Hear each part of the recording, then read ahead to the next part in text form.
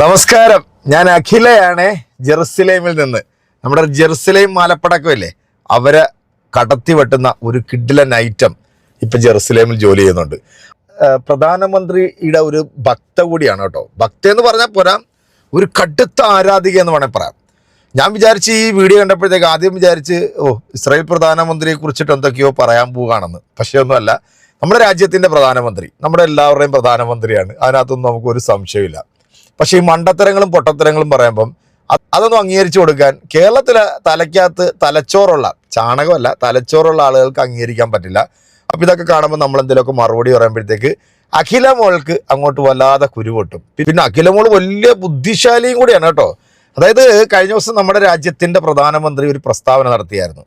വിദേശ രാജ്യത്ത് നിന്ന് സ്വർണം ഇറക്കുമതി അല്ലെങ്കിൽ സ്വർണം വാങ്ങിക്കലൊക്കെ നമ്മളങ്ങോട്ട് നിർത്തണം. അത് നമ്മുടെ രാജ്യത്തെ സാമ്പത്തിക ഇതിൽ പിന്നോട്ട് കൊണ്ടുപോകുന്ന പറയുന്നത്. പെട്രോളിന് ഡീസലിനൊക്കെ വില വർദ്ധിച്ചുകൊണ്ടിരിക്കുകയാണല്ലോ ദിനം പ്രതി. നമ്മുടെ രാജ്യത്തിന്റെ എല്ലാ സമ്പത്തും പണ്ട് ബ്രിട്ടീഷുകാർ അടിച്ചോണ്ട് പോയതാ. പക്ഷെ ഇപ്പോൾ അതല്ല. ഇപ്പോൾ നമ്മുടെ രാജ്യത്തും ഭരിച്ചുകൊണ്ടിരിക്കുന്ന നമ്മുടെ നരേന്ദ്രമോദിജി, വിശ്വഗുരു, ഇദ്ദേഹം ഇപ്പം കോർപ്പറേറ്റ് കമ്പനികൾക്ക് സകലതും അങ്ങ് തീരെഴുതി അങ്ങ് കൊടുത്തുകൊണ്ടിരിക്കുക, വിറ്റുകൊണ്ടിരിക്കുക. അവരാണ് തീരുമാനിക്കുന്നത് ഇവിടെ പെട്രോളിന് വില കൂട്ടണോ ഡീസലിന് വില കൂട്ടണോ എന്നൊക്കെ ഉള്ളത്. അപ്പം ഈ പശ്ചിമേഷ്യയിലെ യുദ്ധം വല്ലാത്ത രൂക്ഷമായ ആയതുകൊണ്ടും ഇവിടെ വലിയ പ്രതിസന്ധിയിലാണ്. കാരണം ഗ്യാസിന്റെ പ്രശ്നം, അതുപോലെ തന്നെ പെട്രോൾ ഡീസലിന് വില കൂടി കഴിഞ്ഞാൽ സ്വാഭാവികമായിട്ടും എല്ലാത്തിനും അങ്ങ് വില കൂടും. അപ്പം നമ്മുടെ രാജ്യത്തിന്റെ പ്രധാനമന്ത്രി രാജ്യത്തെ ജനങ്ങൾക്ക് വേണ്ടി ഒരു നല്ലൊരു കാര്യം ചെയ്തിട്ടുണ്ട്. അത് നമുക്ക് പറയാതിരിക്കാൻ പറ്റില്ല കേട്ടോ. അദ്ദേഹത്തിന്റെ ഈ എസ്കോർട്ട് പോകുന്ന വണ്ടിയുടെയൊക്കെ എണ്ണവും കുറച്ച്. കാരണം ഈ പെട്രോൾ ഡീസലിന്റെ ക്ഷാമം ഉള്ളതുകൊണ്ട് വണ്ടിയുടെ എണ്ണവും കുറച്ചു. പക്ഷേ BJPയുടെ പല സംസ്ഥാനങ്ങൾ ഭരിക്കുന്ന മുഖ്യമന്ത്രിയും അവരുടെ മന്ത്രിമാരൊക്കെ ഇദ്ദേഹം വണ്ടി കുറച്ചപ്പോഴത്തേക്ക് അവരൊക്കെ അങ്ങ് വണ്ടി അങ്ങ് കൂട്ടി. 20 വണ്ടിക്കകത്ത് പോകുന്നവരൊക്കെ ഇപ്പോൾ 30 വണ്ടിയുടെ എസ്കോർട്ടിലൊക്കെ പോകുന്നത്. ഇവർക്കൊക്കെ എന്തിനാണ് ഈ രാജ്യത്ത് ഇത്രയും അധികം സെക്യൂരിറ്റിയുടെ ആവശ്യം? ഇവരൊക്കെ രോമത്തിൽ ആരെങ്കിലും തൊടുവോ? നിങ്ങൾ ആകെ പേടിക്കേണ്ടത് ഈ രാജ്യത്തെ സംഖ്യകളെ. കാരണം നമ്മുടെ സംഖ്യകൾക്ക് ഇതൊക്കെ ചെയ്ത് ശീലമുണ്ട്. രാജ്യത്തിന്റെ രാഷ്ട്രപിതാവിനെയും അതുപോലെ തന്നെ രാജ്യത്ത് പറയുന്നതല്ല കേട്ടോ, ഇതൊക്കെ പല വിവരവും തലയ്ക്കകത്ത് പല ബോധമുള്ള വിവരമുള്ള ആൾക്കാരൊക്കെ ഇതിനു മുമ്പും പറഞ്ഞിട്ടുണ്ട്. അപ്പം അതൊക്കെ ഒന്ന് സൂക്ഷിച്ചാൽ മതി. അപ്പോൾ നമ്മുടെ അഖില മോൾ ഇപ്പൊ നമ്മുടെ ജെറുസലേം വാണത്തെ കടത്തി വെട്ടുന്ന രീതിയിലുള്ള നല്ല മാസ് പരിപാടിയൊക്കെ ആയിട്ട് ഇറങ്ങിയിട്ടുണ്ട്. നമ്മുടെ പ്രധാനമന്ത്രിയുടെ ഒരു വലിയൊരു കടുത്ത ആരാധികയാണ്. അപ്പൊ ചേച്ചി പറയുന്നത് നിങ്ങൾ വളരെ ശ്രദ്ധാപൂർവം കേൾക്കണം. നമ്മൾ ഡോളർ കൊടുത്ത് ഇനി ഈ പറയുന്ന കണക്ക് സ്വർണവോ അല്ലെങ്കിൽ മറ്റെന്തെങ്കിലും വിദേശ രാജ്യത്ത് നിന്ന് മേടിച്ചു കഴിഞ്ഞാൽ നമ്മുടെ രാജ്യം ദരിദ്ര രാജ്യമായി മാറുമെന്നാണ് പറയുന്നത്. അല്ലെങ്കിൽ നമ്മുടെ വിശ്വഗുരു പറയുന്നത് നമ്മുടെ രാജ്യം കുതിച്ചങ്ങ് 1-ാം സ്ഥാനത്തേക്ക് എത്താൻ പോകുന്നെന്നൊക്കെയാണ് പറഞ്ഞത്. യുദ്ധമൊക്കെ ഉണ്ടായാലും നമ്മുടെ നാട്ടിലെ ജനങ്ങൾക്കൊന്നും ഒരു ബുദ്ധിമുട്ടും ഉണ്ടാകത്തില്ല എന്നൊക്കെയാണ് നമ്മുടെ ജി പറഞ്ഞത്. പക്ഷെ ജി ഇപ്പൊ പറയുന്നത് വേറെയാണ്. എന്തായാലും നമ്മുടെ അഖില മോളുടെ ഈ ഖണയടി നിങ്ങൾ എൻ്റെ പ്രിയപ്പെട്ട പ്രേക്ഷകരെ ഒന്ന് കേട്ട് നോക്കിക്കോളൂ. എങ്ങനെയുണ്ട്? നമ്മുടെ ഈ സഹോദരൻ ഒരു ചെറിയൊരു മറുപടിയും കൊടുക്കുന്നുണ്ട്, കേട്ടോ. നമസ്തേ, അഖിലയാണ് ജെറുസലേമിൽ നിന്ന്. ഈ കഴിഞ്ഞ ദിവസം ഭാരതത്തിന്റെ പ്രിയപ്പെട്ട പ്രധാനമന്ത്രി നരേന്ദ്രമോദിജി ഒരു പ്രസ്താവന നടത്തുകയുണ്ടായി. വരുന്ന ഒരു വർഷക്കാലത്തേക്ക് ഭാരതത്തിലെ ജനങ്ങള് സ്വർണം വാങ്ങുന്നത് കുറച്ചൊന്ന് നിർത്തിയിരുന്നെങ്കിൽ നന്നായിരിക്കുമെന്ന്. അപ്പോ ഇത് നിയമപരമായിട്ടുള്ള ഒരു ലംഘനമാണോ എന്ന് പലർക്കും സംശയമുണ്ട്. ഒരിക്കലുമല്ല, നിയമപരമായിട്ട് ഇതിന് യാതൊരു വിലക്കുകളുമില്ല. ഇത് നമ്മുടെ രാജ്യത്തിന്റെ സാമ്പത്തിക സ്ഥിതിയെ അടിസ്ഥാനമാക്കിയിട്ട് അദ്ദേഹം ജനങ്ങളോട് അഭ്യർത്ഥിച്ച ഒരു കാര്യമാണ്. അപ്പം ഇതിന്റെ യഥാർത്ഥ വശങ്ങളെ പറ്റിയിട്ട് അറിയാത്ത പലരും അദ്ദേഹത്തെ ട്രോളിക്കൊണ്ടും അദ്ദേഹത്തെ പരിഹസിച്ചുകൊണ്ടും പല വീഡിയോകളും പോസ്റ്ററുകളും ഒക്കെ സമൂഹ മാധ്യമങ്ങളിലൂടെ ഷെയർ ചെയ്യുന്നത് നമ്മൾ കാണുകയുണ്ടായി. ഒരു രാജ്യത്തിന്റെ പ്രധാനമന്ത്രിയാണ് ഇത്തരത്തിൽ അവഹേളിക്കുന്നത്. അപ്പോൾ മറ്റേതെങ്കിലും ഒരു രാജ്യത്തിന്റെ പരമോന്നത നേതാവിന് ഇത്തരത്തിൽ ജനങ്ങൾ അവഹേളിക്കുകയാണെങ്കിൽ ഉണ്ടാവുന്ന ഭവിഷ്യത്ത് ആലോചിച്ച് നോക്കി. അതും രാജ്യത്തിന്റെ പുരോഗതിക്ക് വേണ്ടി സംസാരിക്കുന്ന ഒരു പ്രധാനമന്ത്രിയെ. നിങ്ങളുടെ വിവരക്കേടാണോ കേട്ടോ മോളെ? ഇത് ജനാധിപത്യ രാജ്യമാണ് കേട്ടോ, അല്ലാതെ ഏകാധിപത്യ രാജ്യമോ അല്ലെങ്കിൽ വല്ല രാജാവ് ഭരിക്കുന്ന നാടൊന്നും അല്ല ഇത്. ഇത് അഭിപ്രായ സ്വാതന്ത്ര്യമുള്ളൊരു നാടാണ്. ഇവിടെ ആര് തോന്നിയാസം കാണിച്ചാലും മണ്ടത്തരം പറഞ്ഞാലും മാന്യമായ രീതിയിൽ നമുക്കിത് അഭിപ്രായം പറയാം കേട്ടോ. അഭിപ്രായം പറയുമ്പോഴത്തേക്ക് അഖില ചേച്ചിക്ക് എന്താണാവോ ഇത്രയും കുരുപൊട്ടൽ? ഇവിടുത്തെ പല നേതാക്കന്മാരെ കുറിച്ചും പല മന്ത്രിമാരെ കുറിച്ചിട്ടൊക്കെ തെണ്ടിത്തരവും തെമ്മാടിത്തരവും ഒക്കെ നിന്റെ ഇനത്തിൽപ്പെട്ട ആളുകൾ പറയുന്നുണ്ടല്ലോ. അപ്പൊ ചേച്ചിക്ക് ഈ കടിയും ചൊറിച്ചിലൊന്നും ഇല്ലായിരുന്നോ? കേട്ടോ സഹോദരന്റെ മറുപടി.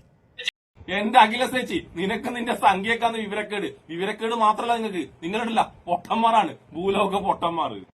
ഇനി എന്താണ് അദ്ദേഹം ഉദ്ദേശിച്ചതെന്ന് ഞാൻ പറഞ്ഞുതരാം. പലർക്കും അറിയാം, അറിയാത്തില്ലാത്ത ആൾക്കാർക്ക് വേണ്ടിയിട്ടാണ് പറഞ്ഞിരുന്നത്.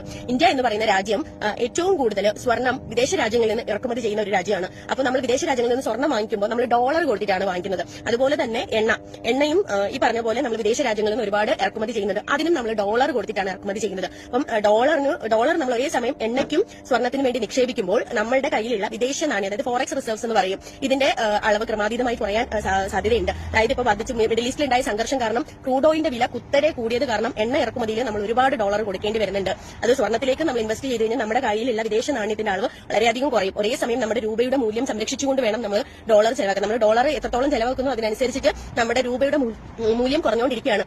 അപ്പൊ ഇതിനു വേണ്ടിയിട്ട് നമ്മുടെ രാജ്യത്തെ സാമ്പത്തിക അരക്ഷിതാവസ്ഥ ഒരിക്കലും ഉണ്ടാവാതിരിക്കാൻ വേണ്ടിയിട്ടുള്ള മുൻകരുതലിന് വേണ്ടിയിട്ടാണ് അദ്ദേഹം ഇത്തരത്തിലൊരു പ്രസ്താവന നടത്തിയത്. എന്റെ അഖിലസേച്ചി, നിങ്ങൾക്ക് ഇതിനെപ്പറ്റിയൊന്നും വലിയ വിവരമില്ലെങ്കിൽ ഈ തള്ളാതെ പൊട്ടത്തരം പറയാതെ അനങ്ങാതെ അവിടെ ഇരുന്നൂടെ. നിങ്ങൾ തന്നെയല്ലേ കുറച്ചു കാലം മുന്നേ പറഞ്ഞത് സാമ്പത്തിക ശക്തിയിൽ ഇന്ത്യ 3ാം സ്ഥാനത്താണ്, 2 ആഴ്ചയോ 3 ആഴ്ചക്കുള്ളിൽ ഇന്ത്യ 1ാം സ്ഥാനത്ത് വരുന്നത് നിങ്ങൾ തന്നെയല്ലേ തള്ളിയത്. അങ്ങനെയുള്ള നമ്മളെന്തിനാണ് ഡോളറിനെ പേടിക്കുന്നത്, അമേരിക്കനെ പേടിക്കുന്നത്, ലോകരാജ്യങ്ങളെ നമ്മളെന്തിനാണ് പേടിക്കുന്നത്? പറയൂ അഖിലസേച്ചി, പറയൂ. അടുത്ത അറിയാതെയാണ് പലരും അദ്ദേഹത്തെ വിമർശിച്ചുകൊണ്ടിരിക്കുന്നത്. നമ്മുടെ രാജ്യത്തെ എത്രത്തോളം അദ്ദേഹം ചേർത്ത് നിർത്താൻ ശ്രമിക്കുന്നു, രാജ്യത്തിന്റെ പുരോഗതിക്ക് വേണ്ടിയിട്ട് എന്തൊക്കെ ചെയ്യാൻ പറ്റുന്നോ അതൊക്കെ അദ്ദേഹം ചെയ്യുന്നുണ്ട്. പല രാജ്യങ്ങളുമായിട്ടും അദ്ദേഹം സംസാരിക്കുന്നുണ്ട്. നമ്മുടെ സാംസ്കാരികപരമായിട്ടും സാമ്പത്തികപരമായിട്ടുമുള്ള ഉയർച്ച മുന്നിട്ട് നിർത്തുന്ന ഓരോരോ കാര്യങ്ങളാണ് നമുക്ക് പദ്ധതികളും ഒക്കെ ഇപ്പം വരുന്നുണ്ട്. അതൊക്കെ മുൻനിർത്തിയിട്ട് നമുക്കും അദ്ദേഹത്തോടൊപ്പം ചേരാം. ഇതൊരിക്കലും നിയമപരമായിട്ട് ഒരു വിലക്കല്ല. കാരണം ഈ ആഘോഷങ്ങളുടെ ഭാഗമായിട്ടും വിവാഹത്തിന്റെ ഭാഗമായിട്ടും ഓരോരോ ഉത്സവത്തിന്റെ ഭാഗമായിട്ടും ഒക്കെ ആൾക്കാർ സ്വർണ്ണം വാങ്ങിക്കുമ്പോൾ നമ്മുടെ കയ്യിലുള്ള ഡോളർ കൊടുത്തിട്ടാണല്ലോ നമ്മൾ സ്വർണ്ണം ഇറക്കുമതി ചെയ്യുന്നത്. അപ്പോൾ വീണ്ടും നമ്മുടെ ഡോളർ ഇൻവെസ്റ്റ് ചെയ്യുന്നതിലൂടെ നമ്മുടെ വിദേശ നാണ്യം കുറയാൻ സാധ്യതയുണ്ട്. ജനങ്ങൾക്ക് വേണ്ടിയിട്ട് തന്നെയാണ് ഇങ്ങനെ ഒരു പ്രസ്താവന ഇറക്കിയത്. അപ്പൊ നമ്മുടെ രാഷ്ട്രീയമല്ല, നമുക്ക് രാഷ്ട്രമാണ് പ്രധാനം, നമ്മുടെ രാജ്യമാണ് നമ്മുടെ വലുത്. അപ്പൊ നമ്മുടെ രാജ്യത്തിനൊപ്പം നരേന്ദ്രമോദിജിക്കൊപ്പം ഒറ്റക്കെട്ടായിട്ട് നമുക്ക് നിൽക്കാം. എന്റെ അഖിലസേച്ചി പറഞ്ഞ പോലെ നമ്മളൊക്കെ ഉണ്ടല്ല ജിയുടെ കൂടെ തന്നെ നിൽക്കാം. പക്ഷെ ജിയുടെ കൂടെ നിൽക്കാൻ വേണ്ടി ജി ഉണ്ടല്ല, ജി ഇവിടെ നിൽക്കണ്ടേ? ജി ലോകരാജ്യങ്ങൾ മൊത്തം ഉണ്ടല്ല കറങ്ങാൻ പോകലേന്ന് നമ്മളോട് മുണ്ട് മുറുക്കി കൊടുക്കാൻ പറഞ്ഞിട്ട് ജി മൊത്തം കറക്കാണ് അഖിലസേച്ചി. അപ്പൊ നമ്മൾ എങ്ങനെയാണ് ജിയുടെ കൂടെ നിൽക്കാൻ പറ്റുക? പിന്നെ നിങ്ങൾ എപ്പോഴും പറയാറുണ്ട് ജി വിദേശ രാജ്യങ്ങളിൽ പോയി കഴിഞ്ഞാൽ ഇന്ത്യക്ക് നമ്മുടെ രാജ്യത്തിന് അതിന് ഒരുപാട് ഉപകാരം ഉണ്ടെന്ന്. 10 വർഷമായിട്ട് നമ്മളെ ജിയുള്ള വിദേശ രാജ്യങ്ങൾ മൊത്തം കറങ്ങിക്കൊണ്ടേയിരിക്കുന്നു. എന്നിട്ടും ഈ അവസ്ഥ നമ്മുടെ രാജ്യം, എന്റെ അഖിലസേച്ചി പറഞ്ഞ പോലെ ഈ അവസ്ഥയിൽ എങ്ങനെയാണ് എത്തിപ്പെട്ടുപോയത്? നമ്മളെ ജി കഴിഞ്ഞ 10 വർഷമായിട്ട് ലോകരാജ്യങ്ങൾ മൊത്തം കറങ്ങിയിട്ട് നമ്മൾ ഇപ്പോഴും ഉണ്ടല്ല ഡോളറിനെ പേടിച്ച് ജീവിക്കേണ്ട അവസ്ഥയാണല്ലോ എന്റെ അഖിലസേച്ചിയെ നമ്മുടെ രാജ്യത്തിന്റെ അവസ്ഥയുണ്ടല്ല ഇങ്ങനെ വന്നത്. ഞാൻ നേരത്തെ പറഞ്ഞ പോലെ മൻമോഹൻ സിംഗിനെ പോലെ ബോധവും വിവരമുള്ള, സാമ്പത്തിക കാര്യങ്ങളിലും നയതന്ത്ര കാര്യങ്ങളിലും ബോധവും വിവരമുള്ള ഒരാളും നിങ്ങളെ കൂടെ ഇല്ലാത്തതുകൊണ്ടാണ് നമ്മുടെ രാജ്യത്തിന്റെ അവസ്ഥയുണ്ടല്ല ഇങ്ങനെ തകർന്നു പോയത്. അപ്പൊ നമ്മുടെ അഖിലാണ്ട മണ്ഡലം അഖില കുണ്ഠലം പറഞ്ഞത് നിങ്ങൾ കേട്ടല്ലോ അല്ലെ? ഭയങ്കര വിവരമാട്ടോ, പാണ്ഡിത്യം ഭയങ്കര. നമ്മുടെ രൂപയുടെ മൂല ഇങ്ങനെ ഇടിഞ്ഞിടിഞ്ഞ് പൊക്കോണ്ടിരിക്കുക. നമ്മുടെ രാജ്യത്തിന്റെ മൂല ഇടിയാൻ തുടങ്ങിയിട്ട് 10-15 വർഷമായി ചേച്ചി. നമ്മുടെ രാജ്യത്തിന് എന്ത് പുരോഗതിയാണ് ഇവരൊക്കെ ഉണ്ടാക്കി തന്ന. 10-3000 കോടി മുടക്കി ഒരു പ്രതിമ ഉണ്ടാക്കി കാക്കയ്ക്ക് തൂറാൻ കൊടുത്തിട്ടുണ്ട്. രാജ്യത്തിന്റെ വിവിധ സംസ്ഥാനങ്ങൾ കൂടെ നീ ഒന്ന് സഞ്ചരിച്ച് നോക്കണം. നീ ജെറുസലേമിൽ നിന്ന് ഇങ്ങോട്ട് കീഴോട്ട് ഇറങ്ങ്, കേരളത്തിലേക്ക് വാ. എന്നിട്ട് നീ ഒരു വണ്ടി പിടിച്ചിട്ട് നീ രാജ്യത്തിന്റെ വിവിധ സംസ്ഥാനങ്ങളൊന്ന് കറങ്ങി നോക്ക്. രാജ്യത്തിന്റെ പുരോഗതി, രാജ്യത്തിന്റെ ഡെവലപ്പ് എത്രത്തോളം ഉണ്ട് എന്നുള്ളത് നിനക്ക് ബോധ്യപ്പെടും. നമ്മുടെ കേരളത്തിൽ ഇരുന്നുകൊണ്ട് കുറ്റം പറയുന്ന സംഖ്യവാണങ്ങളുണ്ടല്ലോ. സത്യത്തിൽ ഇവനൊന്നും ഈ കേരളം വിട്ട് പുറം ലോകത്തോട്ട് പോയിട്ടുണ്ടെങ്കിൽ ഇങ്ങനെ പറയത്തില്ല. നമ്മുടെ ഊപ്പിയും അതുപോലെ നമ്മൾ നോക്കണം എന്താണ് നമ്മുടെ രാജ്യത്തിന്റെ ഡെവലപ്പ് എന്നൊക്കെ. എന്തായാലും നമ്മുടെ ജെറുസലേം വാണത്തെ കടത്തി വെട്ടുന്ന ഒരു ഒന്നാന്തരം ഒലപ്പടക്കമാണ് ഈ സാധനം കേട്ടോ. പൊളിച്ച് ചേച്ചിയുടെ വിവരത്തിന്റെ മുന്നിൽ ഞാൻ ശിരസ്സങ്ങ് നമിക്കുന്നു.